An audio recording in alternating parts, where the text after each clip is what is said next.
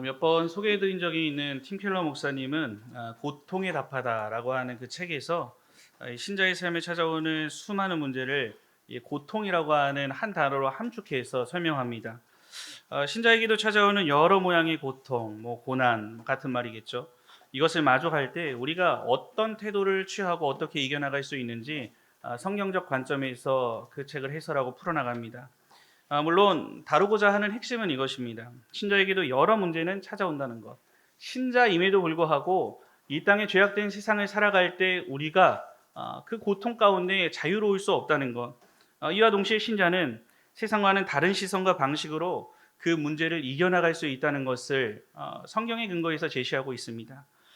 다윗의 인생도 예외가 아니었습니다. 오늘 본문은 다윗이라는 표제로 시작되지만 그의 파란만장한 그 인생 중에서 어느 시점에 기록되어 있는지는 오늘 시편을 통해 분명히 드러나지는 않습니다.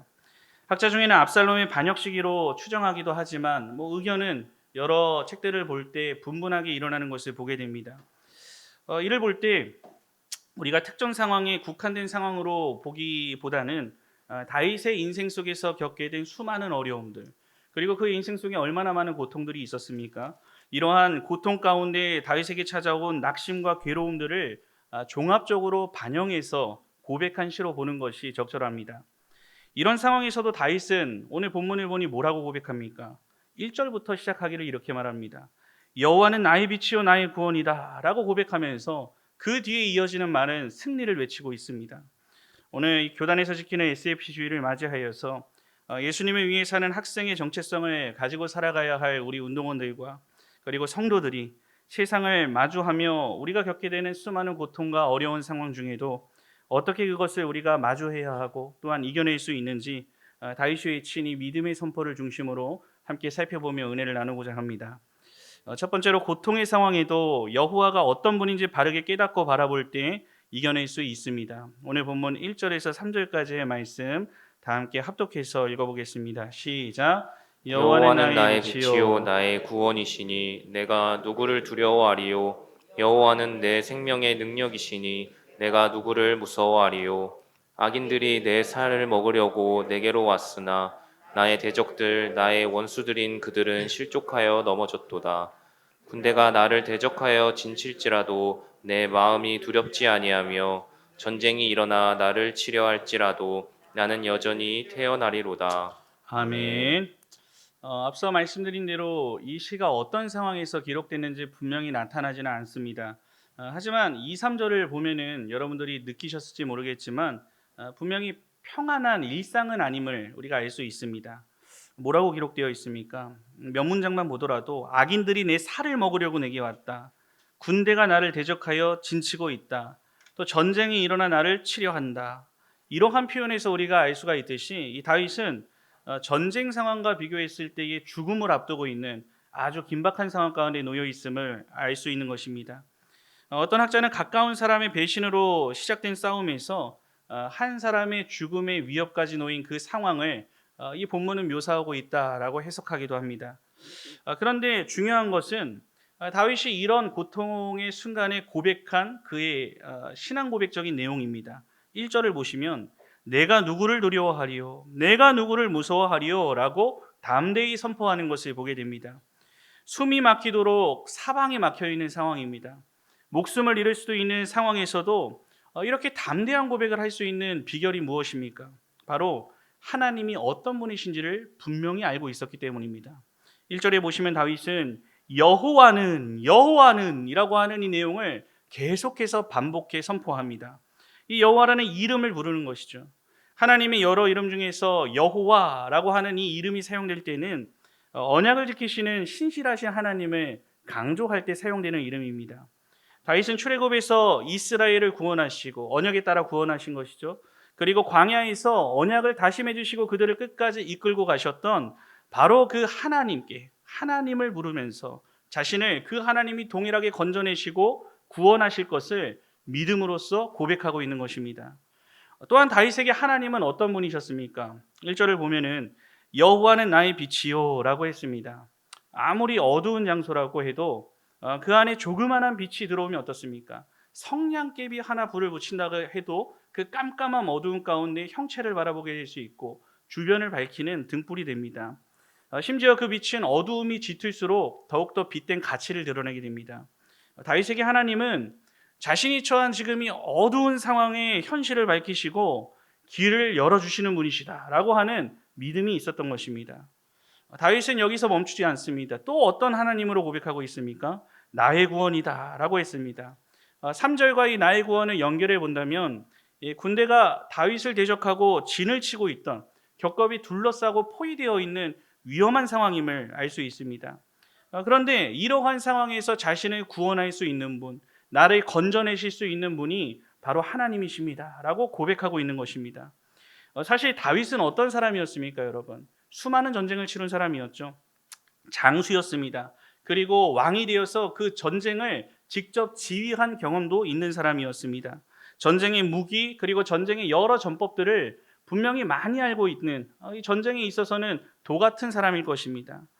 그런데 이런 전법을 위해 승리에 필요한 것을 잘 알고 있었음에도 불구하고 다윗은 자신이 가진 그 무언가를 의지하지 않았습니다.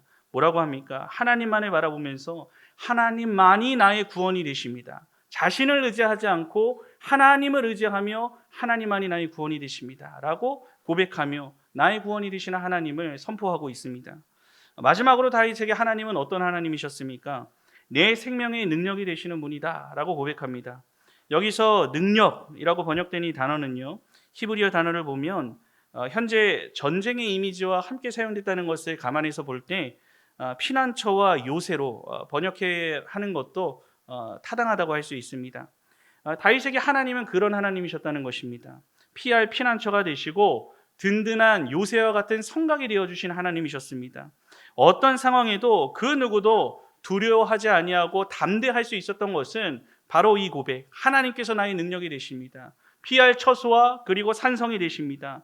피난처와 요새가 되어주십니다 라고 하는 이 고백이 다윗에게는 실제적으로 알고 있던 믿음의 고백이 되었기 때문입니다. 결코 다윗이 처한 현실의 절망과 낙심의 상황을 이겨낼 수 있었던 것은 우리가 본문의 내용을 전체적으로 살펴볼 때 상황이 좋아져서 그렇게 말하고 있는 것은 분명히 아닙니다. 이 다윗은 하나님이 자신에게 어떤 하나님인지를 분명히 알고 있는데 이러한 믿음의 고백이 나왔다는 것을 보게 됩니다. 그리고 그 상황을 하나님의 능력 가운데 내가 고백하고 실제하는 그 하나님이 어떠한 하나님이신지를 알고 고백했을 때에 그 하나님이 동일하게 나를 건져주실 것이다 라고 하는 것을 너무나도 확신했기 때문에 3절 마지막 절을 보시기 바랍니다. 태연하게 그 고난의 현실, 어두움의 현실, 전쟁의 상황, 죽음의 위협 가운데 있는 자신의 상황도 태연하게 그 현실을 바라보고 마주할 수 있었던 것을 보게 됩니다. 우리 SFC 운동원들과 성도 여러분, 제 딸이 지금 6살인데요. 작년 5살 때 일을 떠올리면서 하나가 생각이 났습니다. 잠깐 재미 들렸던 그 당시 놀이가 있었는데 일명 무서운 놀이입니다. 아빠 무서운 놀이 하자. 그게 뭐냐 하면 집 안에서 이제 밖을 볼 때 베란다를 통해서 깜깜해진 게 보이잖아요. 그러면은 아빠 무서운 놀이 하자라고 하면서 저를 일단 끌어들입니다. 어디서 배웠는지는 저도 잘 모르겠습니다. 그런데 일단 집안의 불을 다 꺼버립니다. 그리고 밖이 어두우니까 전체가 어두워지는 거죠. 그리고 무서운 음악을 틀어달라고 저한테 요청을 해요. 아마 보통 뭐 적당한 음악 찾으실 테지만 저는 아이의 기대에 부응하고자 제가 들어도 소름이 돋는 오르골 소리 하나를 유튜브에서 찾아서 틀어줬습니다. 물론 엄마가 있을 때는 전 시도도 하지 못합니다. 엄마가 없을 때 일입니다. 그리고 이제 서우가 말합니다. 이제 불 끄게라고 말하면서 저를 보고 미소를 지으면서 불이 딱 꺼지면 제 손을 꽉 잡습니다. 그런 게 그러면서 웃고 있어요. 그런 게 재미나 봅니다. 제가 장난으로 손을 뿌리치고 도망가서 숨은 적이 있습니다. 뻔한 장소이지만 어두우니까 막 뛰어오지 못하고 제가 재빠르게 도망가니까 저를 찾지 못하는 상황이 되자 그때 울음을 터뜨립니다. 그런 일을 겪은 후에도 아이는 일명이 무서운 놀이를 가끔가다 하자고 말을 했었는데 제가 이렇게 한번 도망가지 않습니까? 그 당한 이후에는 저를 필사적으로 쫓아다닙니다. 제 옆에 꼭 붙어가지고 떨어지려고 하지는 않습니다. 사실 이 불이 꺼진 어두운 상황 그리고 스산한 오르골 소리는 동일하게 울려 퍼지고 있습니다. 근데 제가 옆에 있고 없는 것에 따라서 울기도 하고 아무 걱정 없이 웃으면서 장난만 치는 정반대의 모습을 보게 됩니다. 환경과 상황은 같은데 제가 있는 것과 없는 것에 따라서 다른 모습을 보인 이것은 어떤 상황에서도 제가 지켜줄 것을 알기 때문이라 생각이 들었습니다. 평소에 힘센 아빠는 괴물도 귀신도 다 물리친다 뭐 이렇게 말하는 제 아이에게 저는 어떤 상황에서도 자신을 구해줄 수 있는 능력 있는 사람으로 믿고 있기 때문이 아닐까 생각되었습니다. 또 다른 놀이가 있습니다. 한창 계단 오르락내리락 하던 작년 이제 5살 초의 시기였던 것 같습니다. 그거에 재미 들렸을 때 계단만 가면 저하고 했던 나름의 놀이가 있습니다. 저는 계단 맨 아래에 있고요. 아이는 한 2칸, 3칸 위에서 저를 바라봅니다. 그리고 저를 향해 슈퍼맨처럼 2팔을 쭉 들고 높이 올려서 몸을 그냥 쓱 하고 떨어뜨리는 겁니다. 앞에 제가 없으면 정말 대형사고겠죠. 이거는 큰일이 나는 겁니다. 하지만 아이는 오 이러면서 그냥 웃으면서 몸을 그냥 저에게 맡겨버립니다. 장난기 가득한 표정으로 저희 아이가 몸을 내맡기고 저는 그 아이를 제가 긴장해요. 딱 잡아줍니다. 아이가 전적으로 저를 의지하는 그 감정이 어느 순간 하다가 그런 생각이 들었습니다. 그 감정이 뭉클해져서 아내한테도 내가 이런 감동을 받았다 갑자기 이렇게 전한 적이 있습니다. 그러면서 나는 함께 동시에 생각했던 것이 나는 하나님을 이렇게까지 전적으로 의지하며 살아가고 있는가라고 하는 이런 생각을 했던 적이 있습니다. 여러분은 어떻습니까? 여호와 되시는 다윗이 고백한 이 하나님을 정말 나의 하나님으로 믿으면서 확실하며 살아가고 있으십니까? 아마 이 자리에 있는 대부분의 성도들은 하나님이 나에게 어떤 하나님이신지 정도는 성경의 근거에 있어 정의할 수 있는 정도는 되지 않을까 생각합니다. 여호와가 어떤 뜻이고 그 외에 여러 하나님의 신명들, 하나님의 이름들이 어떤 의미를 담고 있는지까지 아시는 분들도 있을지 모르겠습니다. 하나님은 아직 모르는 분이 있다고 해도 성경에서 말하는 그 하나님, 우리가 능력을 소유하시고 전능한 하나님, 천지를 창조하신 전능한 하나님으로서 우리가 기본적으로 우리가 공부를 통해서도 알고 있는 이런 내용이기도 합니다. 하지만 우리가 중요한 것을 놓쳐서는 안 됩니다. 그 정의가 정의로 머리로만 알고 있어서는 안 되고 내 삶의 실제가 되어야 하는 것입니다. 하나님이 누구신지에 대해 계시하신 성경의 가르침을 믿는 신자는 지적인 만족에서만 끝나는 것이 아니라 혹 이 성경에서 특별한 누군가에게만 그렇게 역사하신 하나님이 아니라 내 삶에도 동일하게 역사하시는 능력 있으신 여호와 하나님이 된다는 것을 인식하고 살아간다는 것은 너무나도 중요함을 알아야 하는 것입니다. 하나님에게 다윗은 이론이 아닌 실제였습니다. 칠흑같이 어두운 인생을 걸을 때는 빛이 되셨다고 고백합니다. 이 죽음의 골짜기와 같은 곳을 걸어갈 때는 이 다윗의 구원이 되어주셨고 유한한 자신의 인생을 붙들어주는 유일한 능력이 되어주셨습니다. 만약 내 신앙생활에서 내가 하나님의 빛을 누리지 못하고 구원의 경험이 없고, 여기서 말하는 구원은 우리가 천국 가는 그 구원이 아니라 시편에서 자주 나오는 구원의 또 다른 표현이죠. 삶의 어려운 상황 가운데 건져내시는 구원을 의미합니다. 그리고 그 능력의 체험이 없다면 이것은 하나님을 내 삶의 1인칭으로 모시고 사는 것이 아니라 2인칭, 3인칭으로 인식하기 때문일 것입니다. 혹은 이미 우리에게 오신 하나님을 알지 못한 채 영적으로 무기력해져서 이미 그렇게 역사하고 계신 하나님이신데도 불구하고 내가 깨닫지 못하고 살아가는 이러한 경우도 있을 것이라 생각됩니다. 그러나 우리는 분명히 기억해야 합니다. 우리에게도 하나님은 동일한 하나님이 되십니다. 우리의 빛이 되어주시는 하나님이시고요, 우리의 구원이 되어주시는 하나님이시고요, 우리의 생명의 능력이 되어주시는 하나님이 되신다는 것은 다윗의 하나님뿐만 아니라 오늘 우리의 하나님, 여러분 각자의 이름을 고백하며 부르는 나의 하나님이 되신다는 것을 반드시 믿음으로 고백할 수 있어야 하는 것입니다. 이 믿음을 우리가 붙잡을 때니 우리는 어떠한 낙심되는 상황 가운데서도 넉넉히 이기며 승리를 고백할 수 있습니다.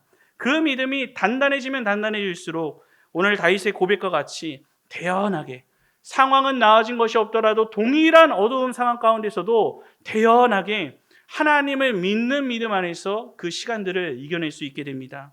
오늘 여러분에게 하나님은 어떤 하나님이 되십니까? 성경에 계시는 하나님이 오늘 나의 하나님이 되신다라고 하는 것을 다시 한번 확신하면서 어떤 상황에서도 두려워하거나 무서워하지 말고 하나님과 함께 그 시간을 넉넉히 이기며 나아가는 우리 사랑하는 운동원들과 성도들이 되시기를 우리 주님의 이름으로 간절히 축원합니다. 둘째로 고통의 상황에도 교회를 중심으로 베푸시는 은혜를 누릴 때 이겨낼 수 있습니다. 오늘 본문 4절에서 6절까지의 말씀 다 함께 합독해서 읽도록 하겠습니다. 시작. 내가 여호와께 바라는 한 가지 일 그것을 구하리니 곧 내가 내 평생에 여호와의 집에 살면서 여호와의 아름다움을 바라보며 그의 성전에서 사모하는 그것이라. 여호와께서 환난 날에 나를 그의 초막 속에 비밀히 지키시고 그의 장막 은밀한 곳에 나를 숨기시며 높은 바위 위에 두시리로다. 이제 내 머리가 나를 둘러싼 내 원수 위에 들리리니 내가 그의 장막에서 즐거운 제사를 드리겠고 노래하며 여호와를 찬송하리로다. 아멘. 본문은 여호와의 성전에서 누리게 되는 기쁨과 그리고 구원에 대한 확신을 담고 있습니다. 앞서 우리가 봤던 1절에서 3절까지의 내용은 이 전쟁과 원수들의 공격을 배경으로 한다면 이 4절과 6절은 여호와의 집 그리고 그의 성전, 장막, 초막이라는 이 단어를 사용해서 여호와의 성전이 중심이 된 배경을 하고 있음을 보게 됩니다. 즉 다윗이 앞서 하나님을 통한 이 용기와 담대함을 얻을 수 있는 근거가 어디서부터 출발했다고 이야기하는 것입니까? 바로 하나님의 집, 하나님의 성막, 하나님의 초막 이 안에서 자신이 얻게 된 은혜였음을 고백하는 것입니다. 4절에서 다윗은 여호와께 바라는 한 가지 일이 있다라고 고백합니다. 여호와께 바라는 한 가지. 그것이 무엇으로 고백되고 있습니까?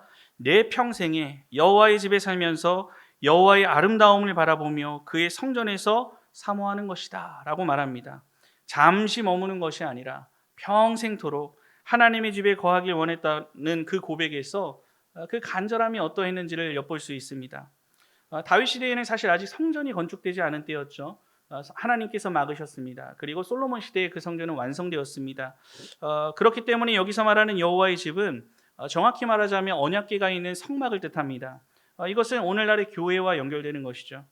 다윗이 평생 하나님의 집에 거하겠다라고 하는 것은 단순하게 성전에서 내가 24시간 좀 편하게 누리겠다 이런 의미가 아니라 죄로 인해서 성전에서 쫓겨나거나 또한 게으름과 세상 일에 마음을 뺏겨서 내가 성전을 떠나서 살아가는 일이 없도록 내가 세상 것에 마음을 빼앗겨서 하나님을 모른 채 성전을 벗어나 세상 가운데 살지 않도록 그러한 일이 없게 해주세요 라고 자신의 바람을 담은 아주 깊이 있는 고백을 간절하게 올리고 있는 것입니다.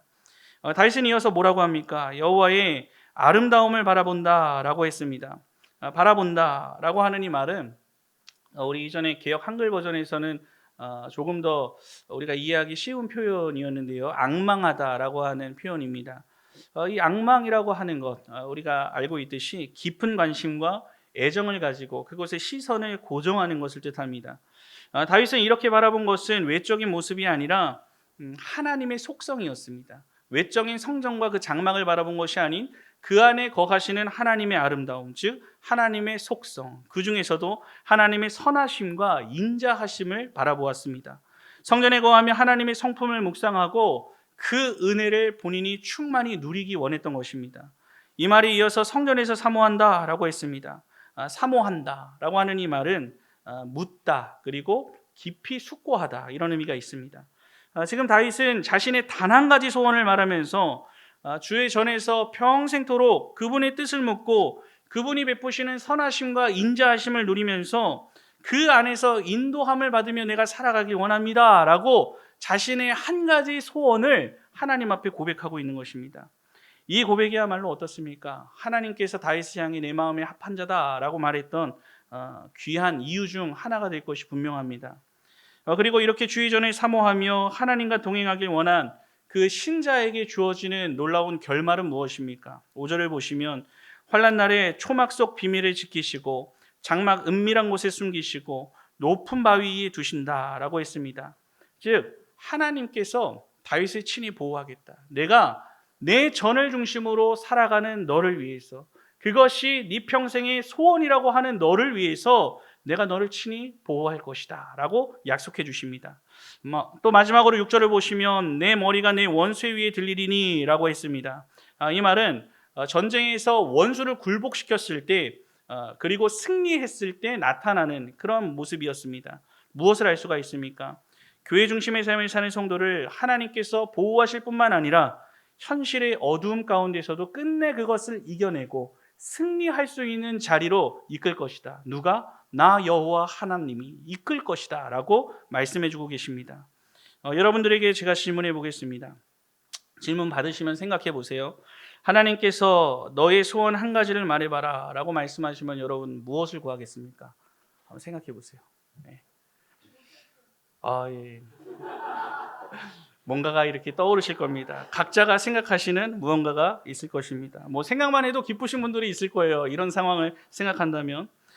사실 그것이 바로 여러분들이 가치 있게 여기는 것입니다. 지금 그 떠오른 그 첫 번째 생각들.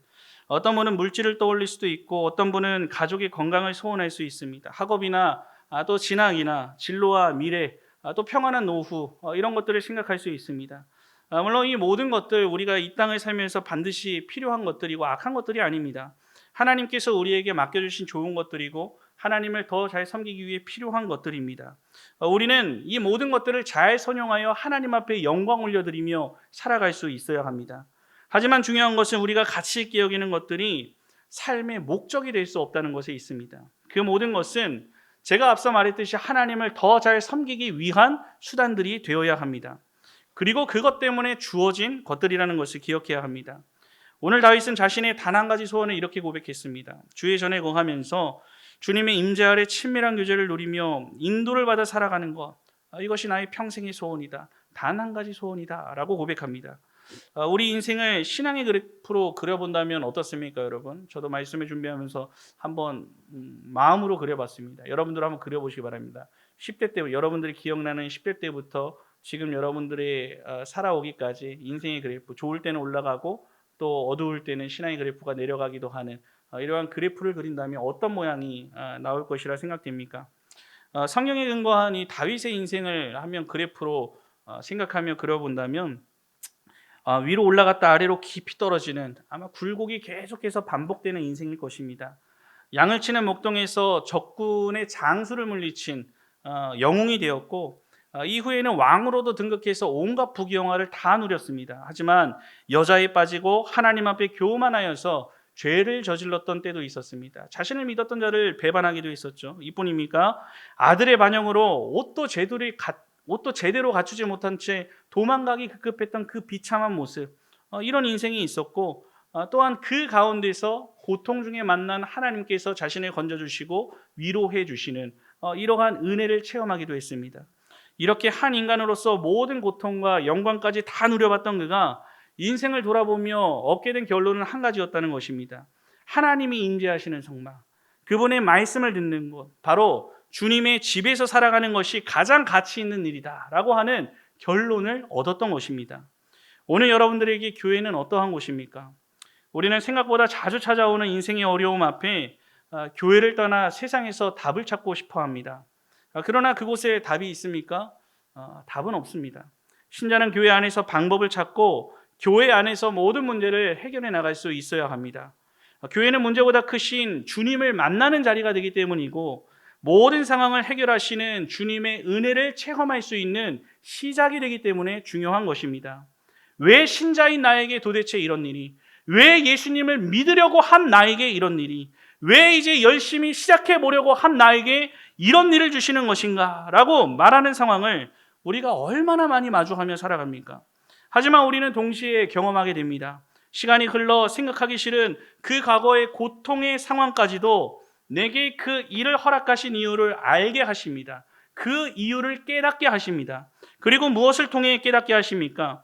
가만히 있다가 깨닫는 것이 아니라 하나님의 말씀을 통해 자라게 되고 하나님이 누구신지를 알게 되면서 우리는 과거에 내가 처했던 그 고통의 상황, 생각하기도 싫은 그 고통의 상황, 아직도 해결되지 않은 그 고통의 상황을 왜 나에게 주셨는지를 하나님은 깨닫게 한다는 것입니다. 그리고 기도를 통해 내가 무엇을 해야 할지에 대한 확신을 얻게 하십니다. 그 깨달음은 우리를 영적 성장의 자리로 이끌어주고 하나님을 더욱 신뢰하는 굳건한 신앙인으로 우리를 성장시켜 줍니다. 무엇보다 그 고통의 시간 중에 우리가 기억해야 할 것은 무엇입니까? 그 고통의 시간 중에 하나님께서 택한 택자를 버린 시간이 아니라 예수님께서는 우리와 함께 눈물을 흘리며 기도해 주고 계셨던 귀한 시간임, 은혜의 시간임을 깨닫게 하심으로써 우리는 그분을 위해 살아가는 존재론적인 목적을 다시 한번 깨닫고 하나님을 향해 나아갈 수 있도록 교회를 중심으로 우리를 이끌어주는 것입니다. 이 은혜를 누가 누리게 됩니까? 교회를 떠나 교회 밖에 있으면 누리지 못하게 됩니다. 예수 그리스도의 피값으로 세워진 교회를 사랑하고 귀하게 여기면서 이 교회를 중심한 영적 교제를 하나님과 끊임없이 이어간 성도만이 누릴 수 있는 놀라운 은혜입니다. 또 그러고 이러한 모든 자에게 하나님은 끝내 우리의 머리를 들어 승리를 선포하는 자리로 친히 이끌어 주십니다. 어떤 일이 있어도 교회를 더욱 사랑하고 교회를 떠나서 인생의 답을 찾으려고 해서는 안 됩니다. 그리고 특별히 우리 SFC 운동원들, 우리 지금 군대에 있는 우리 친구들에게도 이 말을 전할 수 있으면 좋겠지만 우리의 힘든 상황과 인생의 고난이 있을 때 교회를 떠나선 답이 있다? 절대로 없습니다. 교회 안에서 부딪히고 교회 안에서 답을 찾고 교회 안에서 힘들어하고 교회 안에서 하나님 앞에 부르짖으며 살아가는 모습이 우리 안에 하나님께서 원하시는 성경적인 모습이라는 것을 결코 잊지 말아야 하는 것입니다. 교회 밖에서 우리가 낙심될 때 교회를 떠나 다른 곳에서 만족을 찾으려 한다면 그곳은 잠시의 도필처가 될 뿐이지 그곳에 정답과 해결책이 없기 때문입니다. 어떤 어려운 상황이 내 삶 가운데 찾아온다고 해도 주님의 몸된 교회를 중심으로 선포되는 하나님의 말씀을 통해서 그분의 인도하심을 받고 끝내 여러분들을 깨닫게 하시고 여러분들의 얼굴을 드셔서 승리의 자리로 회복의 자리로 이끌어주시는 하나님의 은혜를 삶 가운데 충만히 체험하시기를 우리 주님의 이름으로 간절히 축원합니다. 사랑하는 SFC 운동원과 성도 여러분, 누구나 이의 없이 낙심의 순간이 찾아옵니다. 무엇이라 특정할 수는 없습니다. 하지만 신자에게도 현실의 어려움은 반드시 찾아옵니다. 학생의 시절도 그렇고요. 우리 청년들도 저렇게 잘생기고 예쁘고 아무 문제 없어 보일 것 같지만 그 안에 깊이 들여다보면 자신만이 가지고 있는 문제들이 다 있습니다. 장년의 시절도 마찬가지고요. 우리 노년을 살고 계시는 어르신들도 인생을 다 살았다고 생각하실 수 있지만 그 안에 또 살아가는 어려움들과 고통과 여러 현실적인 어려움들이 반드시 있습니다. 인간관계 안에서 우리 젊은 사람들은 실망하고 낙심하는 상황들을 자주 마주하게 될 수도 있고 진학과 취업 등 내 뜻대로 잘 일이 해결돼 나가지 않을 때 답답하고 그 어느 시절보다 그 상황이 큰 고통으로 찾아옵니다. 또 이런 일들의 부수적인 영향으로 사람과의 관계를 피하고 싶고 뭔가 떠나버리고 싶은 이런 마음이 일어나게 되는 것입니다. 그리고 가정 안에서 안정을 찾지 못하고 무언가 해결될 기미가 보이지 않는 이러한 일들 또한 있습니다. 내 의도와 다르게 오해를 받게 된다는 경우 젊은 시절에 그리고 사회 초년생 때 우리가 받게 되는 여러 어려움들이라고도 생각할 수 있습니다. 물론 이러한 일들 믿지 않는 자들에게만 일어나는 일들이냐? 아니죠. 우리 믿는 신자들에게도 동일하게 이 땅을 살아가면서 겪게 되는 일들입니다. 하지만 하나님께서는 이 모든 일들은 우리가 예상하지 못한 때에 급작스럽게 일어날 수 있고 그리고 그런 상황 우리가 체험할 때 우리의 마음이 어때요? 좋다, 즐겁다 이럴 사람 아무도 없죠. 이상한 거예요. 그건 참 힘들고 어렵고 낙심이 되고 하나님을 믿는다는 게 이런 건가? 이런 생각까지 들 수도 있는 것입니다. 아마 이미 이 모든 시간을 통과해 본 경험이 있으신 성도님들이 또 계실지도 모르겠습니다. 하지만 우리는 이런 모든 순간순간마다 기억해야 합니다. 하나님의 부르심 속에 신자로 사는 우리는 이 모든 일들을 끝내 넉넉히 이겨서 승리의 자리에 오를 수 있다는 사실입니다. 어떻게 이겨낼 수가 있습니까? 먼저 성경에 계시된 그 여호와 하나님, 세상을 창조하신 하나님만 알더라도 그 하나님의 전능하심, 전지하심, 처음과 끝을 다 계획하신 그 하나님께서 나의 하나님이 그 하나님이 나의 하나님이 되신다. 그 하나님이 또한 성경을 통해 기록된 하나님이 어떤 하나님이고 어떤 존재인지 생각하며 그 하나님이 나의 하나님이 되심을 확신할 때 우리는 어떤 고난의 순간도 이겨낼 수 있는 힘을 얻게 되는 것입니다. 또한 나를 보내신 교회를 중심으로 하나님의 뜻을 구하고 선포되는 하나님의 말씀의 깨달음을 얻고 은혜를 받아 순종함으로 인도받는 삶을 살아갈 때 우리는 어떤 고난의 현실도 그 고난은 잠시 나에게 허락하신 하나님의 뜻 가운데 놓여진 시간이고 끝내 우리를 회복시키셔서 저 승리의 자리로 이끌어 주실 것을 우리는 하나님을 굳게 신뢰할 때 확신하며 이겨낼 수 있는 것입니다.